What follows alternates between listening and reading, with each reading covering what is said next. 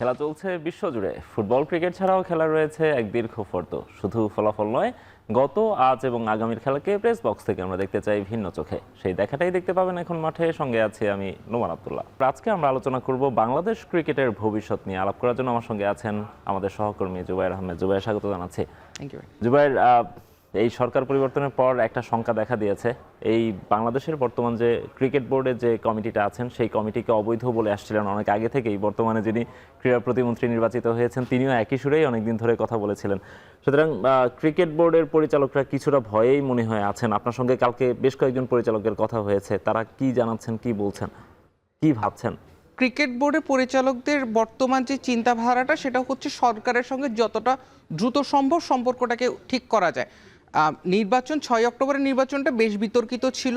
সেটা সেই সময়ের যিনি ক্রীড়া উপদেষ্টা ছিলেন, তার ব্যাপারে বেশ কিছু কথা হচ্ছিল যে তিনি পুরো ইলেকশনটাকে সেট আপ করে দিয়েছিলেন, এ ধরনের কিছু কথা ছিল। এবং সেটা নিয়ে তখন থেকেই সরকারপন্থী যারা সংগঠক ছিলেন তারা এবং সরকারের বর্তমান যিনি ক্রীড়া প্রতিমন্ত্রী আমিনুল হক, তিনিও সরব ছিলেন। নির্বাচনের পরেও তিনি বেশ কিছুটা ওই নির্বাচনী ক্যাম্পেইনেও তিনি বলছিলেন যে আমরা ব্যবস্থা নেব। আদালতের কিন্তু একটা কেস চলমান আছে, যে জায়গাটায় বলা হচ্ছে বর্তমান নির্বাচন।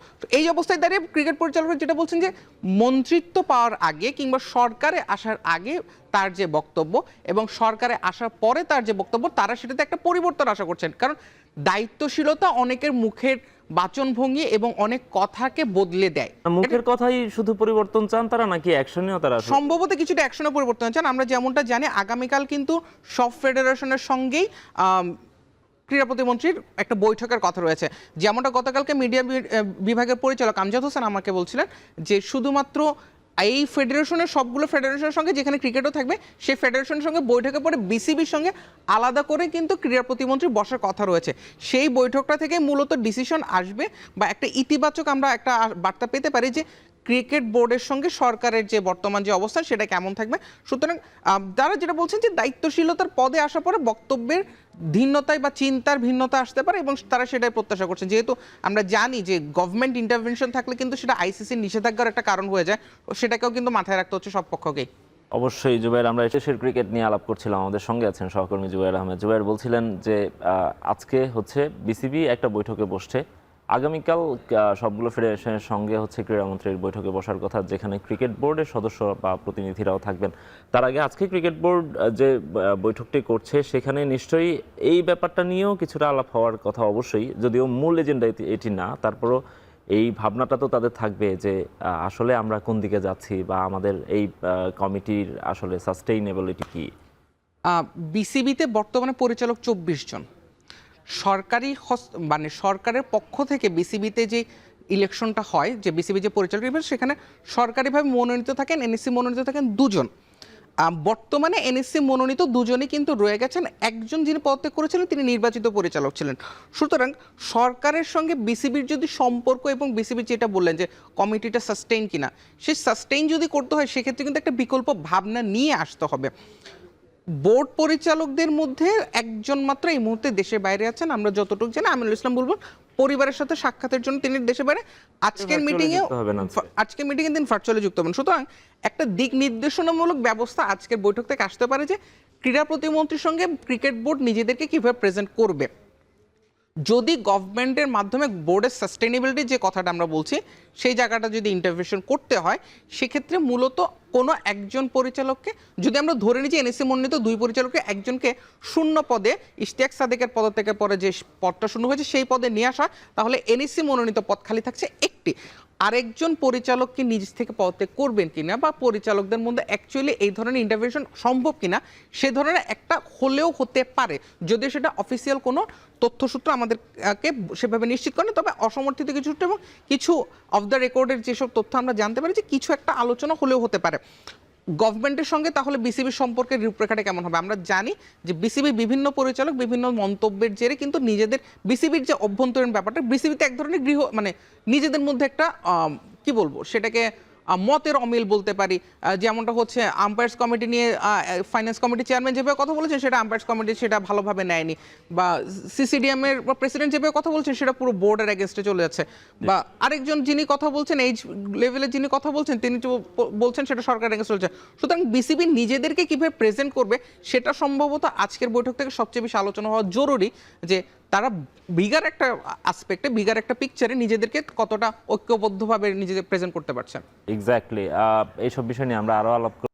জুবাইর, আমরা তো কথা বলছিলাম দেশের ক্রিকেট কোন পথে যাচ্ছে, তো সেখানে আমরা দেখছি যে ইদানিং খুব আলাপ হচ্ছে যে সাকিব আল হাসানকে দেশে ফেরানোর জন্য, এবং কালকে বিসিবির পরিচালকরা সব পরিচালকরাই একটা কথা বলছিলেন যে দেশের স্বার্থে তাকে ফেরানো উচিত। এখানে আসলে দেশের স্বার্থটা কোনটা?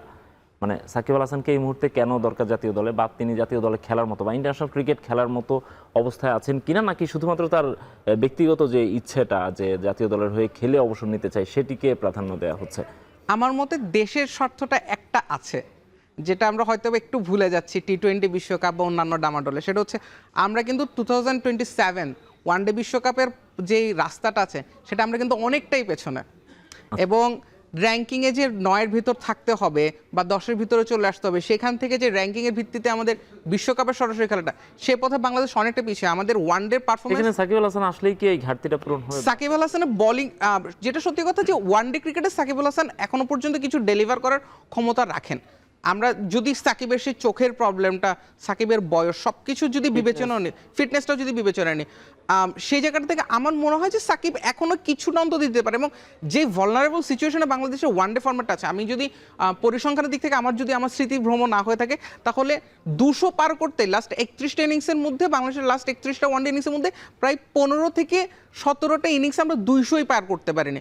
আমাদের মিডল অর্ডারে জাকের আলী, অনেকদের, তাওহিদ হৃদয়দেরকে নিয়ে খুবই ভলনারেবল একটা সিচুয়েশন, মিডল অর্ডার একেবারে দাঁড়াতে পারছে না। সে জায়গাটায় সাকিবের ইনক্লুশন যেহেতু টি-20 না, ওয়ানডে ইনিংস প্রায় 70-80টা বল খেলার সুযোগ থাকছে, সেই জায়গাটায় হয়তো সাকিব কিছুটা কার্যকর হতে পারেন।